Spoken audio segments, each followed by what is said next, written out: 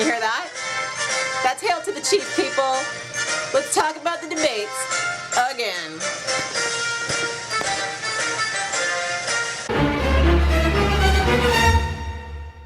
Thanks for coming back. This week we're talking about debate number 2. I'm not going to pick sides. It's not my place to do that. That's not what we do on this channel. I just want to talk about things that I learned during the debate, and I did learn a few more things from this debate. Thanks for coming back. Let's do this. So the first thing I learned at the debate was that the parents were now showing up to the debate, and they were like, we don't know what was going on when you were hanging out with your Uncle Lester. It was chaos, and we know you were running the show, but today the shit's gonna get real, and the parents are here. We're not gonna take any crap from anybody, so smarten the hell up. You're not going to railroad through this whole thing. And then what happened?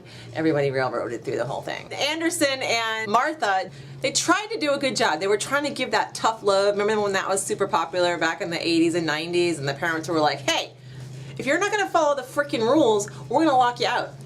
And we're not going to feed you or clothe you. So smarten the fuck up.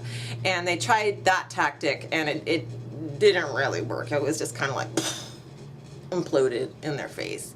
But I gotta hand it to Martha. With her zippers on her jacket, she wasn't messing around. She didn't show up in some, corporate suit, button up, like Hillary. God help Hillary with those damn pantsuits. But anyway, Martha rocked herself a Michael Jackson jacket, and she was just like, I don't give a shit. Ask me about what I'm wearing. Mama's not gonna take it.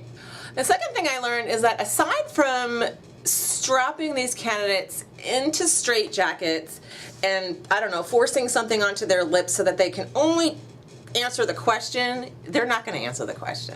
They're just not. Poor Anderson, he asked a few questions, left, right, sideways, up, down, didn't matter what he did. He's like, answer the question. Could you please answer the question? Again, the question is, and they were just like, ISIS, Russia, ISIS, Russia. One of the questions was so simple. Do you think that you have demonstrated good behavior?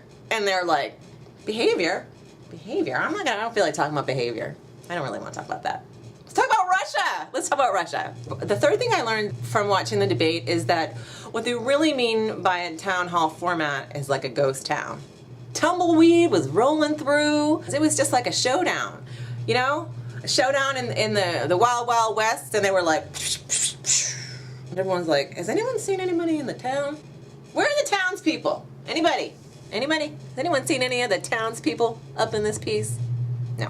I think there were maybe like 5 questions asked the entire time. That is one small town. The 4th, 5th, whatever number we're on thing that I learned during the debate is that you might want to consult with your running mate about the major issues before you go on national television. He's like, Pence? Who the hell's Pence? Pence. Oh, Pence! No, we don't talk. We don't talk. Pence, he's out of control. I'm going to talk to him. What is he doing? One of the whatever's 5th, 6th, 10th thing that I learned is that if you want to appear super personable, you sashay on over to the audience. It's kind of like what they do in the courtroom when the lawyer, he gets all up in there in the jury's business, or he or she, whatever. Hillary, she's just like, I must talk to the people I'm going to approach. I'm approaching. Are you a teacher? Ah, I will answer. Halfway through the debate, I thought I had accidentally changed the station to Weekend at Bernie's because Clinton was out there just looking like Bernie. Like someone had stuffed him and propped him up in the audience. Bill. God help you, Bill. God help you. Another thing I learned is that it's really good to have a doodle pad when you are in the middle of your presidential debate. I know they weren't making notes. It was awesome. They had like the pads up there, and every once in a while Hillary would sit down on her little seat and start doodling something, and the stupid. Yeah, that's it. That's my talking point. You're an idiot.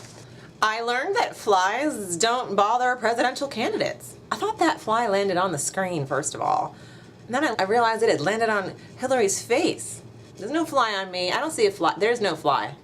You might see a fly, but it's not there. It's because I said so. What the hell was up with that disgusting noise Hillary was making with her mouth? I was just like, oh!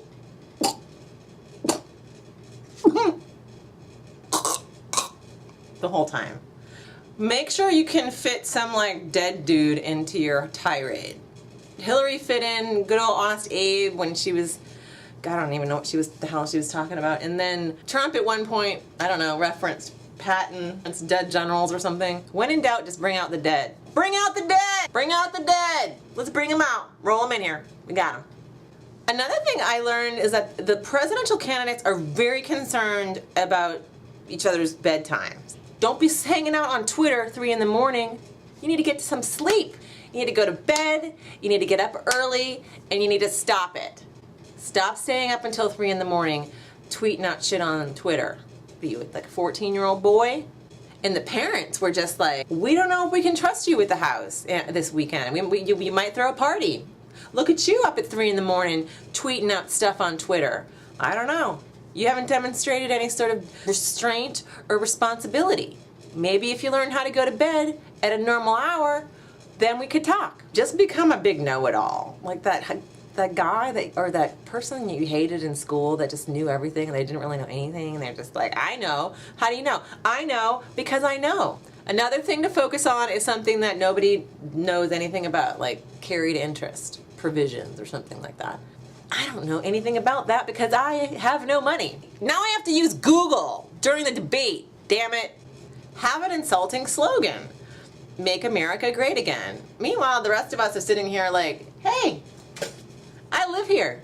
Have a catchphrase that makes no sense whatsoever. We're great because we're good.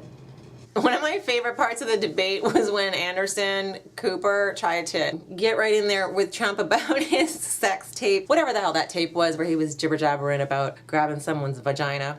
And Anderson really did try to get him focused, like, we're gonna get in there, we're gonna get the answer. Come on, what happened? Have you been grabbing people's vaginas? And he's like, Obamacare sucks. I'm gonna make a strong border. I'm gonna stop these Muslims from coming in. Obamacare sucks. Obamacare sucks. Obamacare sucks. Obamacare sucks. Obama. And Hillary, it didn't really matter what question you asked her. She was just like, Russia!